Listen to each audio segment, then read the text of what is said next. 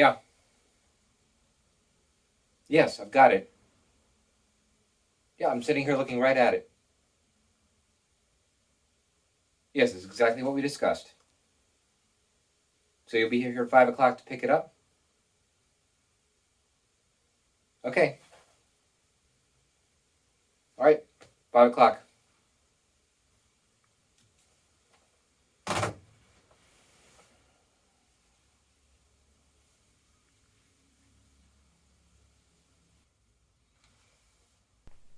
Look at it. There it is. More money than I've ever seen before or will ever see again. For just a few hours today, it's mine. Well, I can pretend anyway. How the hell did I get in this mess? I've made some terrible decisions, but I never thought it would come to anything like this. I guess this is just a sum total of a lot of bad decisions that have been building up over the past year. Funny how life has a way of catching up with you. No matter how much you may think you're on top of things, you can think you've got it all under control, that you figured out all the angles, but eventually, it all has a way of catching up with you. And then you find yourself face to face with the consequences of all your decisions, good or bad. No matter how hard you run, no matter how fast you think you are, you can't outrun yourself.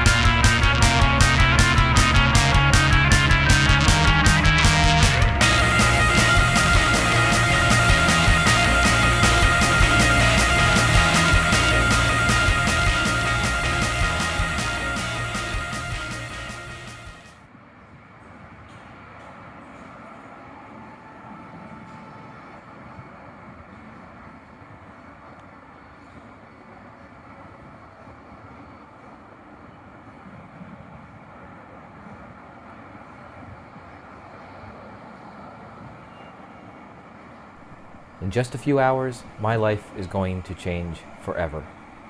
My life as I've known it up to this point will be behind me. Jerry Dolan will cease to exist. That's me, Jerry Dolan, 38, married to Anne, no kids, thank God for that, shipping manager at the Hillcrest Beverage Company in Baltimore, Maryland. I guess I should tell you a little bit about how it all came down to this. I'll go way back to the beginning, how I got hooked on gambling, and how it led to my downfall. After all, I've got a few hours and time to kill.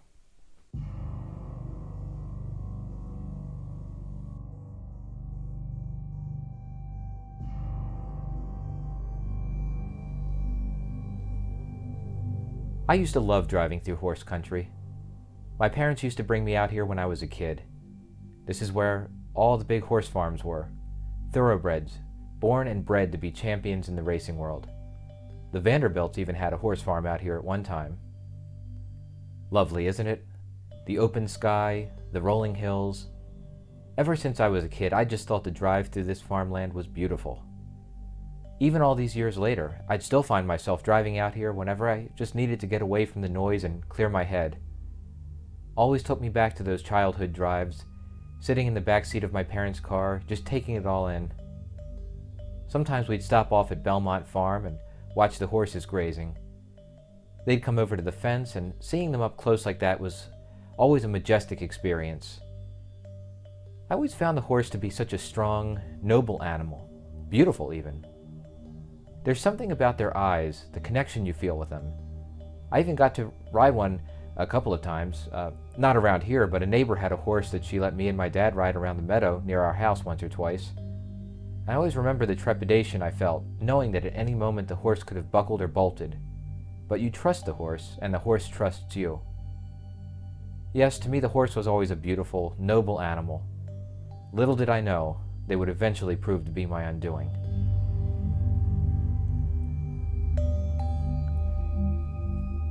My visits to the racetrack started simply as a way to reconnect with my love of horses. It was just a couple years ago I came here more or less on a whim during the state fair. It was absolutely invigorating sitting in the stands, watching the race, the horses thundering around the track and toward the finish line. This was an aspect of the equestrian world I had never experienced before. Watching the horses racing each other was the oddest thing. It was as if they really knew they were competing with each other.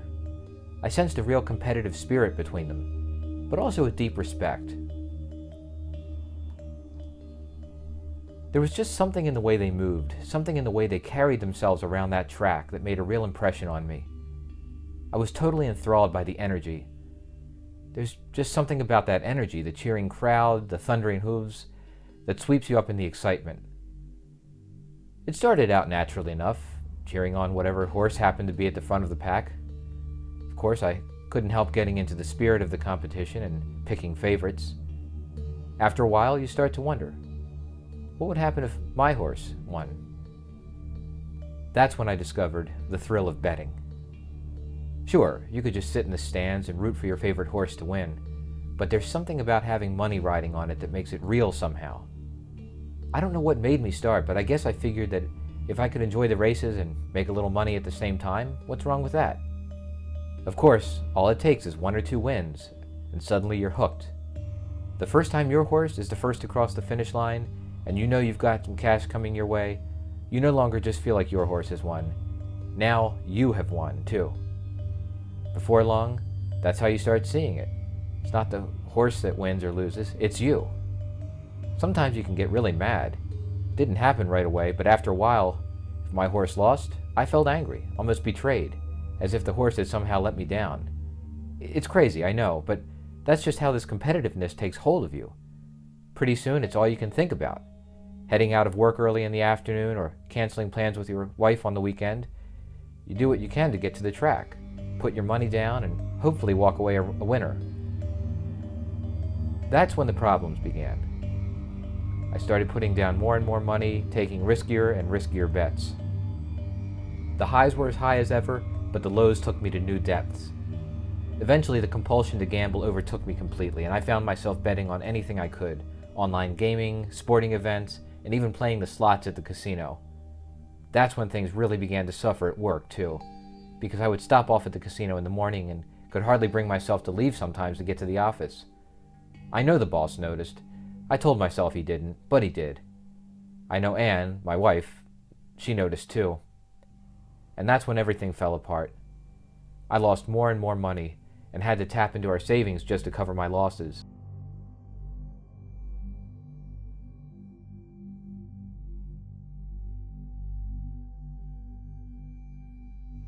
So you might be wondering how all of this got so out of control. Well, that's where it gets complicated. What you have to understand is that, in this state anyway, off-track betting is entirely legal. It's regulated to make sure there's no funny business and that everything stays above board. But there's also all sorts of shadow betting going on illegally under the radar online, if you know where to look for it. And that's where you make the big money. You see, because this kind of illegal online betting is unregulated, anything goes. The betting goes sky high, and Things aren't always done entirely by the books, if you know what I mean. And because of that, and because the stakes are so high, sometimes you get a guy who's got a surefire tip, one that can't lose. The racetrack tout.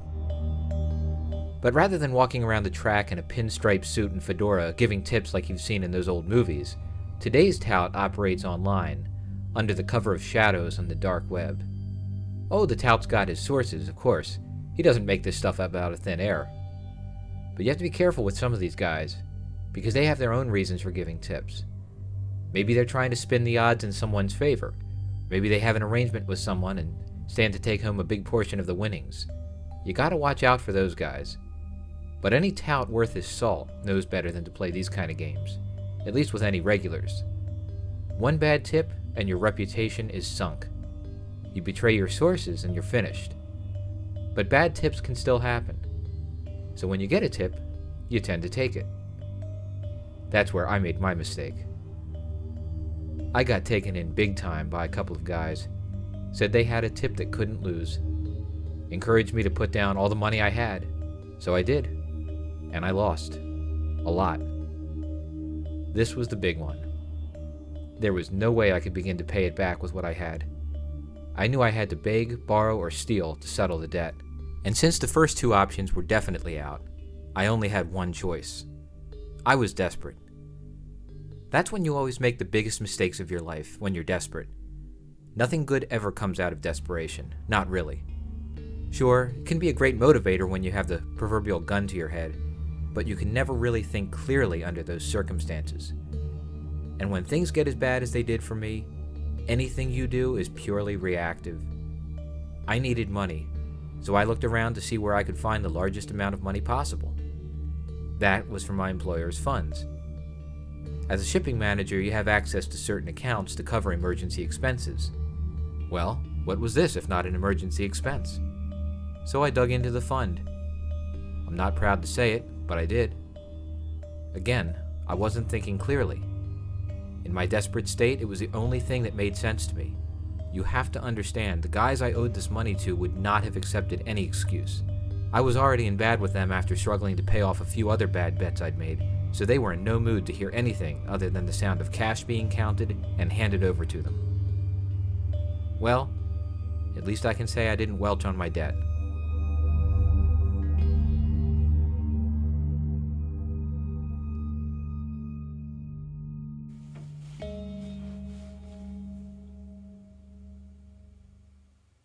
So that's how I ended up here, sitting in my office on a Saturday afternoon, waiting to make a payoff to a couple of guys I've never even met before. I've got a few hours till 5 o'clock when they're supposed to show up, so all I can do is sit and wait. After that, who knows? I can't go home again. That much is sure. Home. Funny how you can take something so important for granted like that. Think about it. You wake up there every morning, come back to it every evening. It just sort of exists as this place where you always know you belong, that you always come back to. But you don't even think about it until you're away from it. I came into the office this morning just the way I would on any weekday when I'm coming into work. But this time it's different, because I know I can't go back. I will never forget the last time I saw the place this morning. The last time I saw Anne. The last time we stood in the kitchen, sat at the breakfast table. Funny, I left without even saying goodbye. I wonder, did she have the slightest idea that I wouldn't be coming home tonight? Or ever again?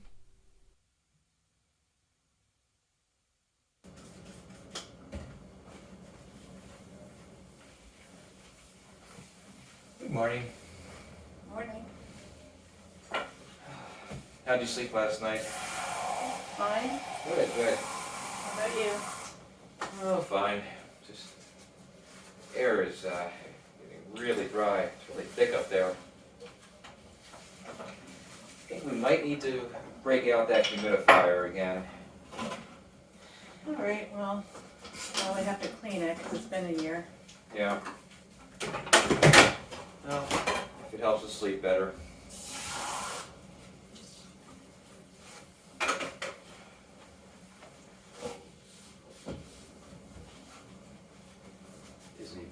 day out there.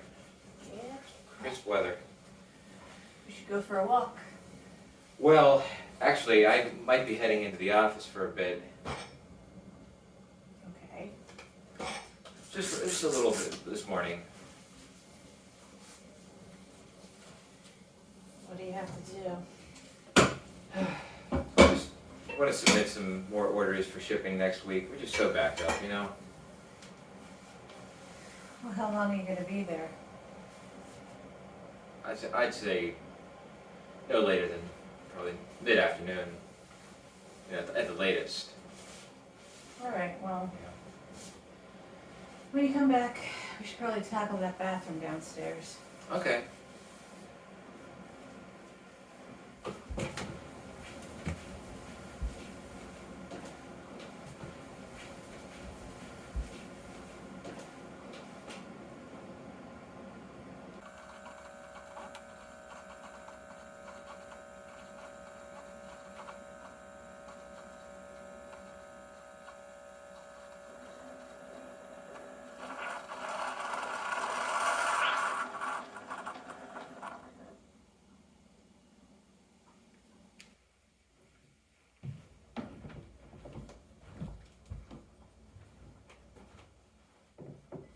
Sitting there at the breakfast table, I could hardly bring myself to look at her.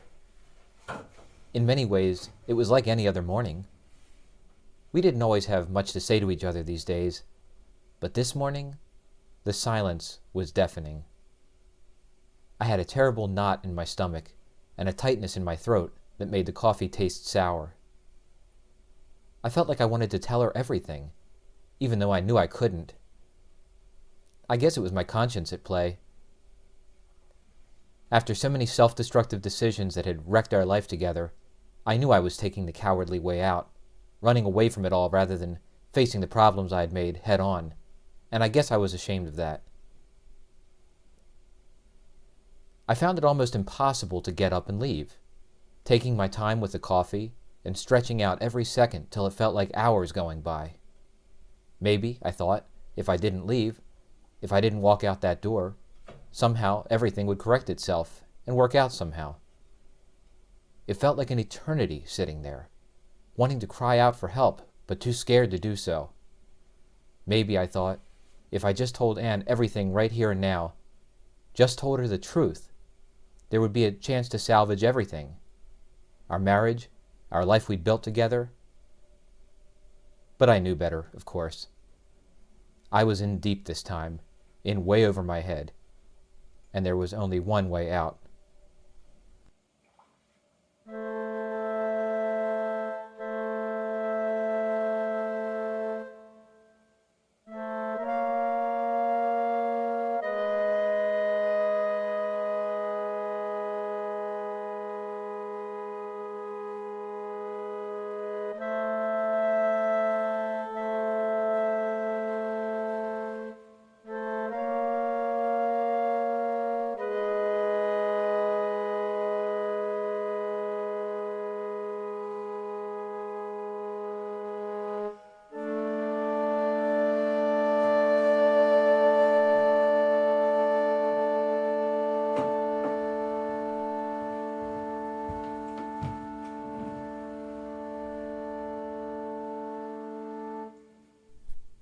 I'll never forgive myself for hurting Anne this way.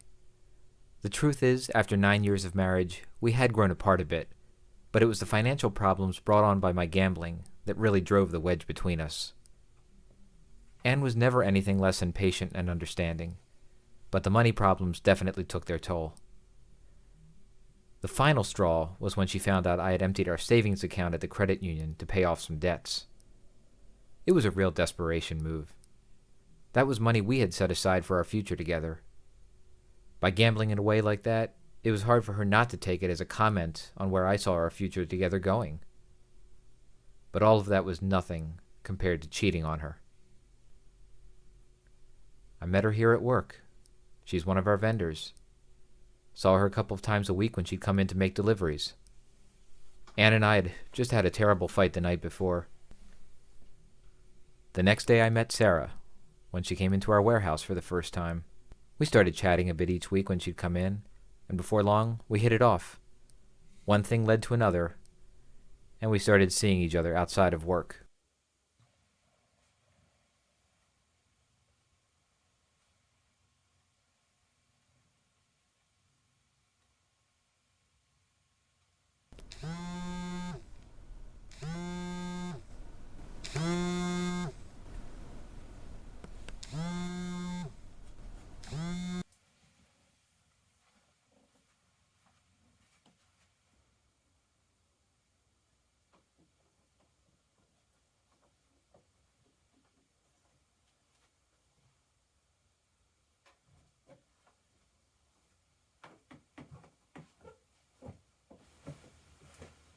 Hey,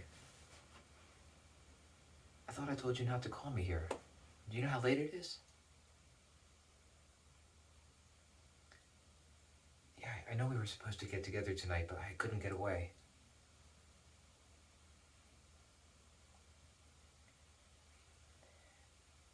Listen, I really can't talk right now. Can I please call you from the office tomorrow? We can talk then. Okay. Okay. No, I haven't told her yet. I haven't even brought it up. I'm not having second thoughts. I have to think about what I'm going to tell her. Right. Yeah, listen, I really can't talk right now. Please, I'll call you from the office tomorrow.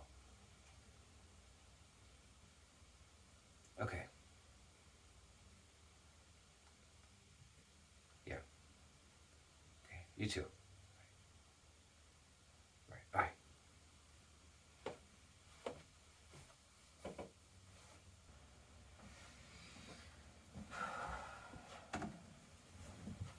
Who was that? What? Who was that? Oh, it's just something about work. At this hour? Yeah, it's just more urgent stuff that can't wait, I guess. What's going on? What do you mean? I mean, you're acting really weird. You're taking these calls at all hours. You're going out, at weird times. Are you cheating on me? What? I mean, what else could it be? I can't even believe you'd ask me that. So, I can't believe you'd ask me that. That's why. you're not going to deny it? Of course, there's nothing to deny. I can't. I don't even know what to say to this. You don't think I have a reason to be suspicious? Something's going on? If you mean the phone call, I've got to take care. Things I've got to take care of. What do you want me to say? I want you to say, of course not, but No, of course not. I just can't, I'm just floored that you would even ask me that. With all this, I'm just trying to take care of things, just trying to keep this house running smoothly for us. I know things have been taking up more and more of my time at work lately, but I just can't believe you'd ask me that. I don't know why you're so surprised. It's been very strange behavior. Listen, I don't know what you're talking about. Can we just talk about this tomorrow, please? Can we just please get to sleep? It's after midnight now. Fine, whatever.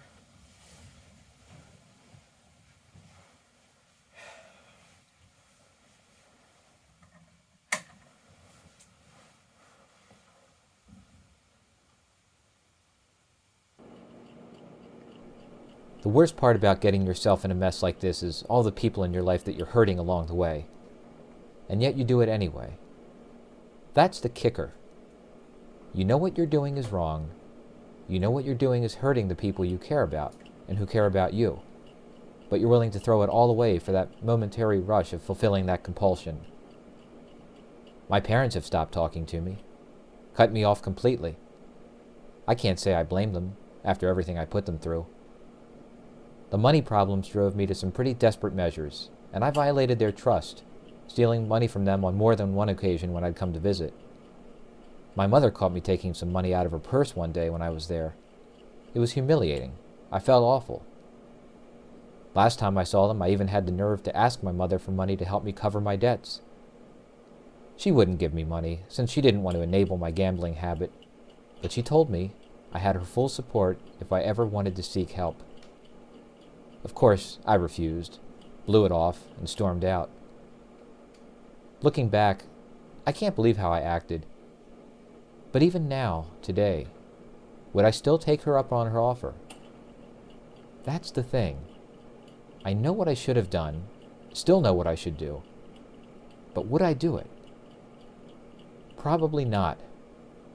Not as long as there was one more bet to be placed. The way I hurt my parents through this has been one of the hardest parts of it all for me. The threats, the danger I put myself in, doesn't even begin to compare to the awful feeling of hurting the people who you love and who love you.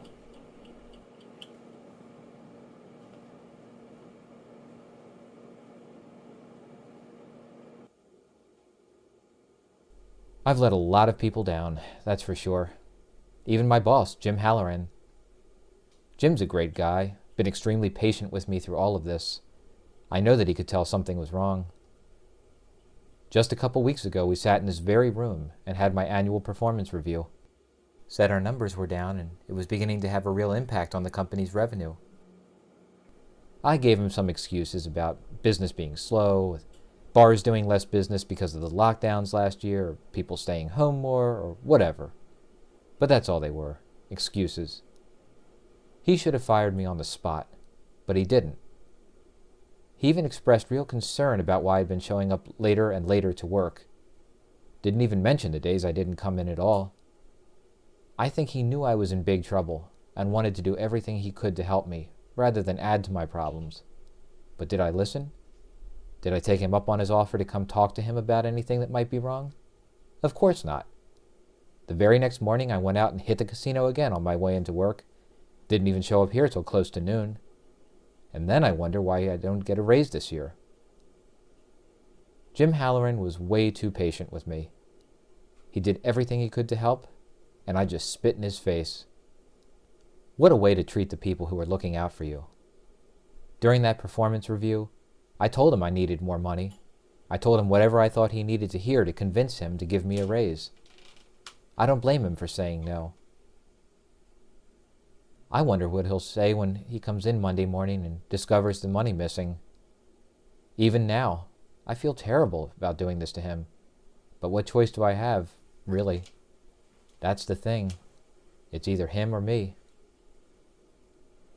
I can just imagine the conversation he's going to have with the police when he calls them in here.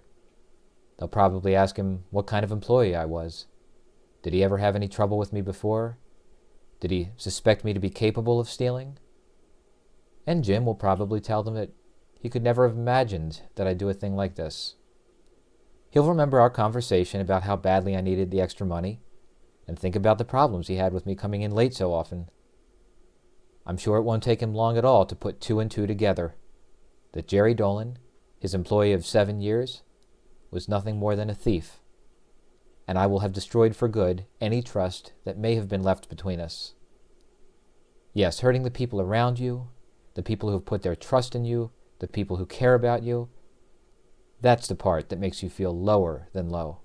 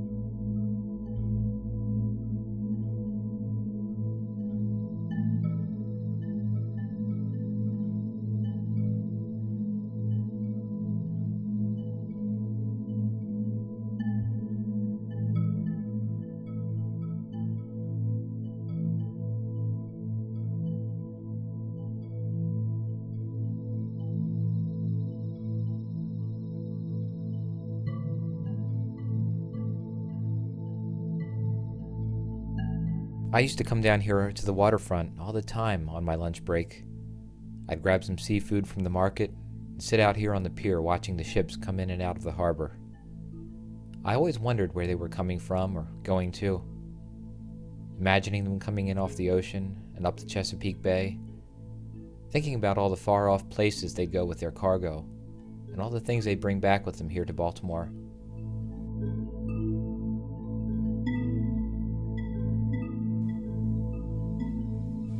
When you're stuck in an office all day, your mind can't help but wander to thoughts of getting away to a new place, of setting out on the sea and seeing where the currents take you.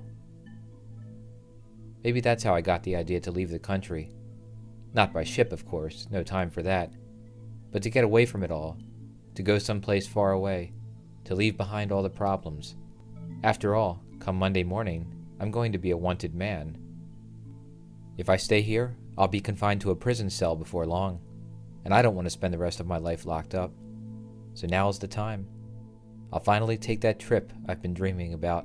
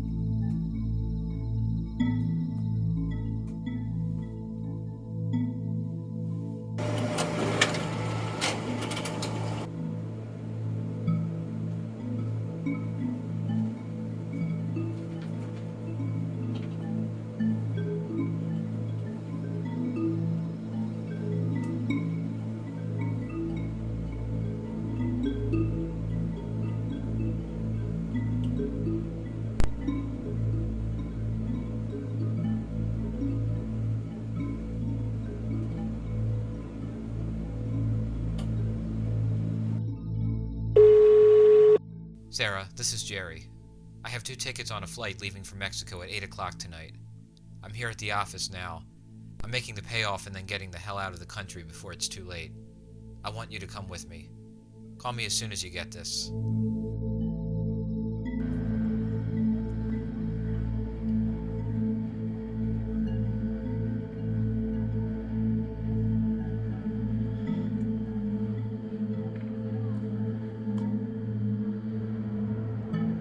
There's a funny thing.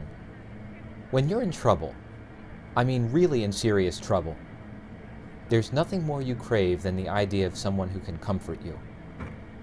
Even if you've pushed away all the people in the world who actually care about you, you still find yourself wanting the company of someone you can turn to. It's a feeling that comes over you when you feel like you're all alone in the world and there's no one left around you. It's natural, though, to be scared when you're faced with the gaping chasm of the unfamiliar. Here I am, in more trouble than I could have ever imagined my whole life, about to leave the country for good and cutting loose everyone in my life. That's why I hoped Sarah would join me. Did I really believe she would go with me? Give up her life, her job, her friends, family, everything and everyone she knows, to run away with someone she only just met a few weeks ago? Fear does strange things to people.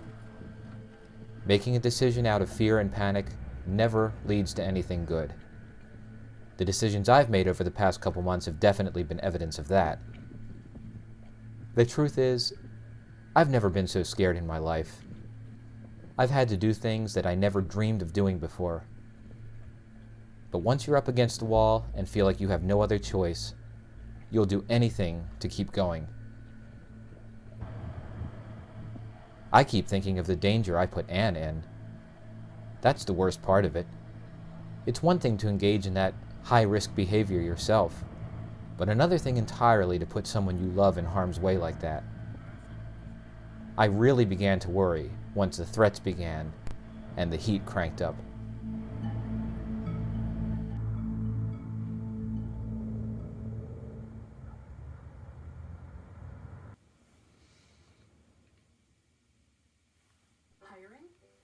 tired of hoping the right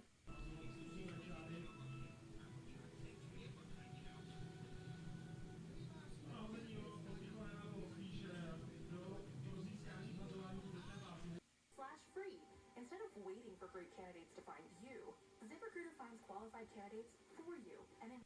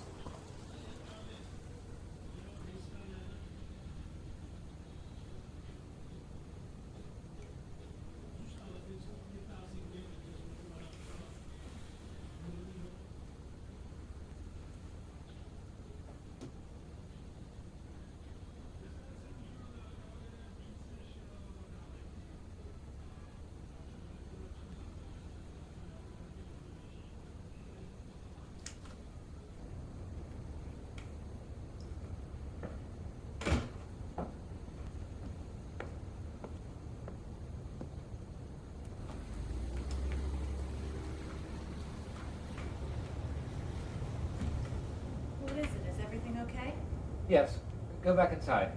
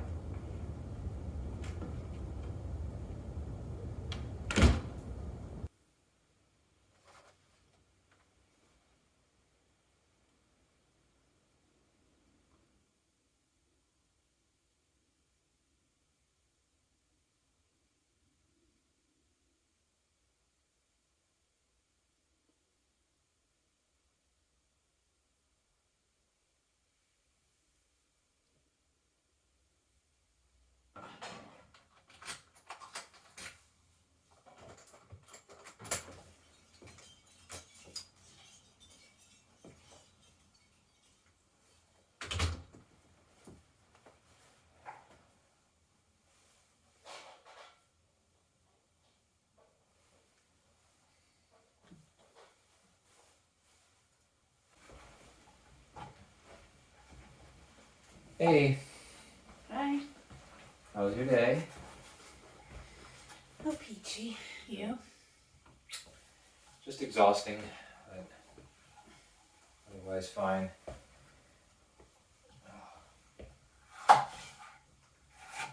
This looks good. Yeah.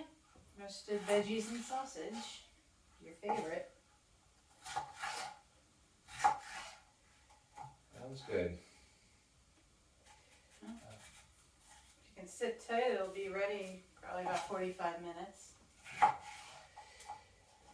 I actually don't know if I'm going to be able to stick around that long. What? Why? Actually, I have to head back out in a few minutes, actually. For what? Just some things I need to take care of. I mean, I wish you would have told me. I actually didn't. I was thinking of it on the drive home. It's just things I need. I need to wrap up a few things before the holiday break. Alright. It's just this work is piling up, and I don't want to have it hanging over my head during our time off. Besides, if I get it done now, it'll be more time we can spend together during the holiday. You say that a lot. This is always a busy time of the year. You know that. This year's been exceptionally busy, and I'll tell you, with everything being shut down, we've been really backed up. I'm just trying to keep on top of things, okay? Well, when are you going to be back? That I'm not sure about. I don't know how long this is going to take me. I mean, what are you doing? What do you need to do? It's just some stuff I need to wrap up, that's all. Alright.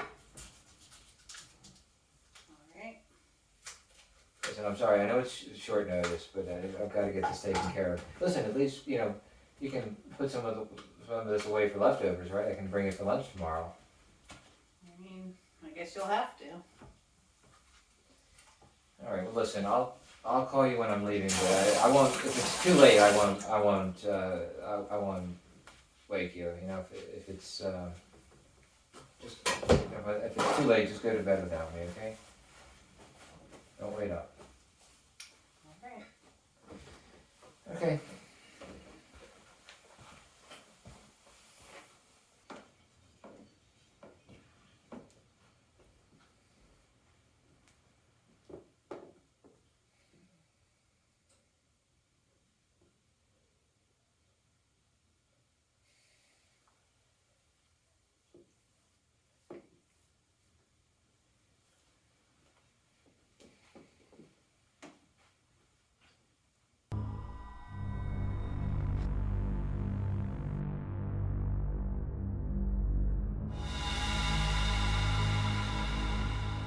I feel terrible lying to Anne that way.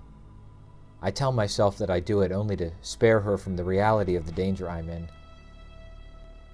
I know she doesn't buy one word of it, but it makes me feel better. Maybe I'm just trying to convince myself.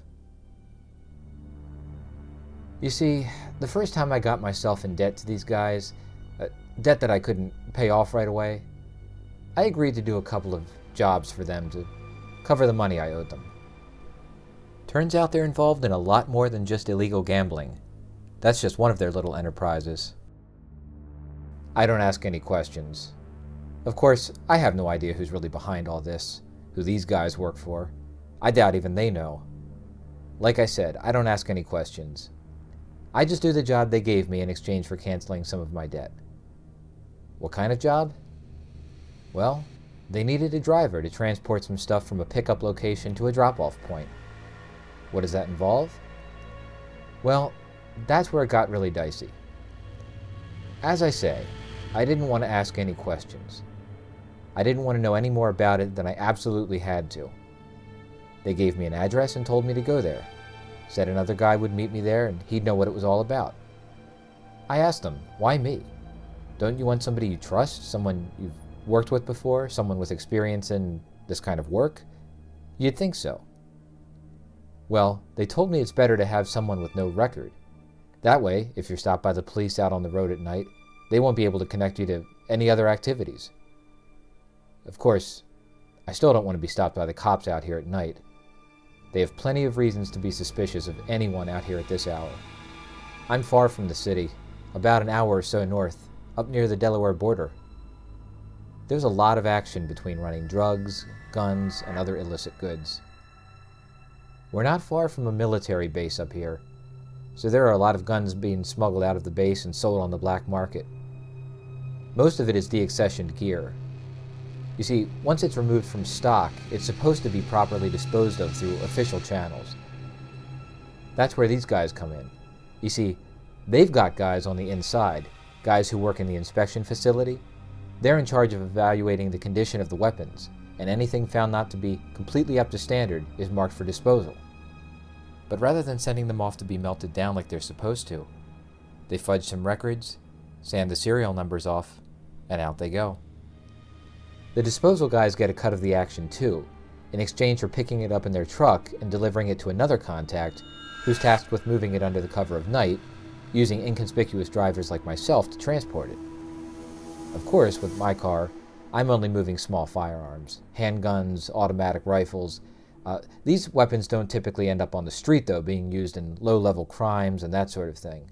Most of them end up on ships and are out of the country within hours after being delivered, winding up in the hands of terrorists or other political insurgents overseas. How do I sleep with myself at night?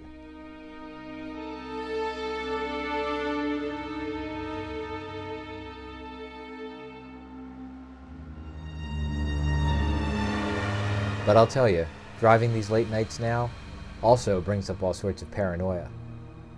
It's the combination of the dark, the lack of sleep, and the hypnotic patterns of the road, and just the nature of the work itself that brings it all on. Every time you see another car out on the road at this hour, you wonder what nefarious business they're up to. And every time you see those headlights in the rearview mirror, you wonder if it's a cop about to bust you. It's no way to live. The night takes on a life of its own.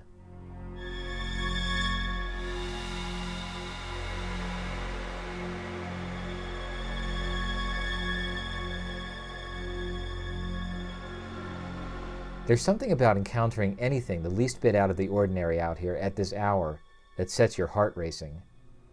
I've been driving along and seen people walking on the shoulder of the road at 2, 3 o'clock in the morning. And even something so mundane just makes your blood run cold when you're not expecting it. Your senses ramp up out here at night, even under normal circumstances. And when you're doing this kind of work, it just puts you in a heightened state of extreme paranoia. Anyway, what time is it? I should be at my drop-off point soon. And then I can go home. I hope I don't wake Ann up again when I come in.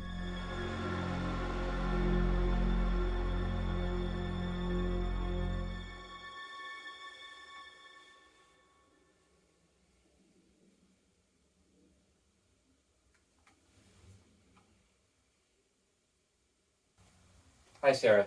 This is Jerry again. I'm just calling to see if you've made up your mind about whether you're going to be going with me tonight or not. I've got the tickets printed out and I'm ready to go. I'm still here at the office. I'll be here till 5 o'clock, but if I haven't heard from you by then, I'm leaving without you. I really hope to hear from you soon. Please call me.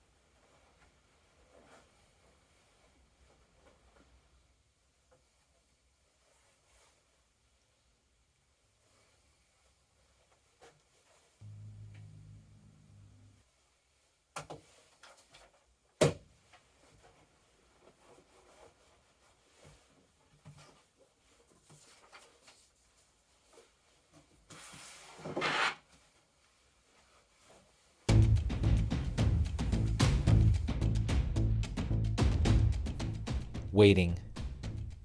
These last few minutes are the longest. They feel longer to me than this whole day has felt so far. Any minute now, they'll be here to collect on my debt. At least I'll wipe the slate clean with these guys. But will this be the last I see of them? Will this be enough for me to get out of this game? Will they pull me back in? Or will I allow myself to get pulled back in? That's the thing. Will I be able to bring myself to step away? To quit once and for all? Or will the compulsion get the best of me again? And I'll be right back where I started. I'm about to get a second chance to start over. But at what cost? I'm giving up everything just to make a clean break. I can't do that again. Once I make it to Mexico, I'll have to start all over. What will I even do when I get there? How is this going to work? So I get off the plane in Baja, and then what? I walk around, hope I can find a hotel to sleep in? And what happens when I run out of money? After all, I'm only going there as a tourist. I won't have a work permit or any way to establish residency. No references or anyone to recommend me for any jobs, even if I could get one. I don't even know anyone there. What the hell am I thinking? Forget about what I'm running away from. What am I running away to?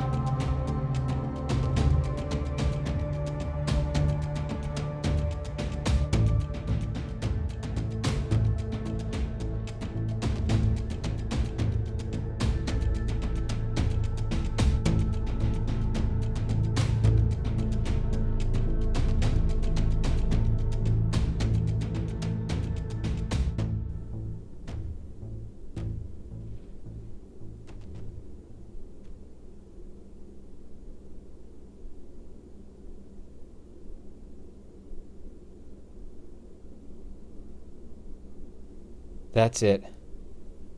It's done. I'm exhausted. I can't run anymore. I'm done running. Away from myself, away from the problems I've created, away from the people I've hurt. I have nowhere left to run. I can't keep going like this. It's like being caught in quicksand. The more I struggle to get myself out, the deeper in I sink. It's time to come face to face with everything, to own up to what I've done, to begin to try and make things right. I don't know what's going to happen, but it's time to accept responsibility for my actions. I have no choice but to turn myself into the police, to confess to everything, and let things take their course. But that can wait till tomorrow. There's someone else I need to talk to first.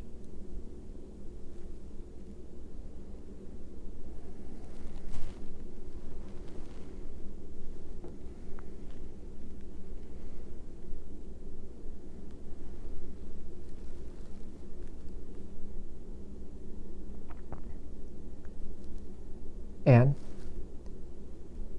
it's me. I want to come home.